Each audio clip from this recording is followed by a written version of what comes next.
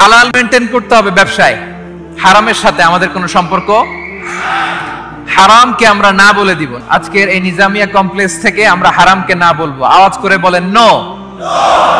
হারামের সাথে আমাদের কোনো সম্পর্ক নাই। হালাল, হালালে বারাকা। হালাল অল্প হইলেও এর মধ্যে বরকত ঢুকায় দিয়েছে কে?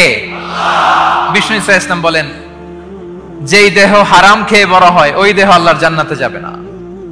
লা ইয়াদখুলুল জান্নাতা জাসাদুন গুযিয়া বিল হারাম। হারাম খেয়ে বর্ধিষ্ণু দেহ আল্লাহর জান্নাতে ঢুকবে না। মক্কাতুল মুকাররমাতে এক লোক কাবা তাওয়াফ করতেছে আর ইয়া রাব ইয়া রাব বলে আল্লাহর কাছে দোয়া করতেছে। সাহাবারা তো অবাক, এই লোকের দোয়া তো আজকে কবুল হয়ে যাবে, এত আজকের সব সওয়াব নিয়ে যাবে। বিষ্ণু ইসা ইসলাম বললেন, ওয়া মাতআমুহু হারাম। তার ইয়া রাব আর চোখের পানি দেখে তোমরা অবাক হয়েছো, কিন্তু ও যা খায় এটা হারাম খায়। ওয়া মাশরাবুহু হারাম, যা পান করে হারাম। মালবাসুহু হারাম, ওর গায়ের জামাটা হারাম। ওয়া গুযিয়া বিল হারাম, খাবার দাবার সবই হারাম। ফাআন্না ইউস্তাজাবু লাহ, তার দোয়া কেমন করে কবুল হবে?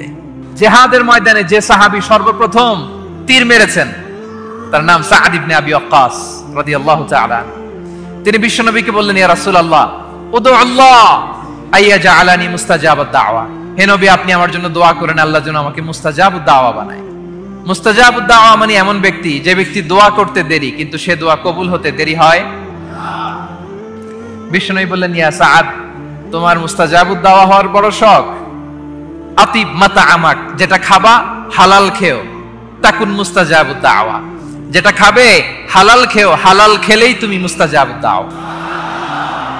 Your food should be halal, your drinks should be halal, your fashion should be halal, your entertainment should be halal.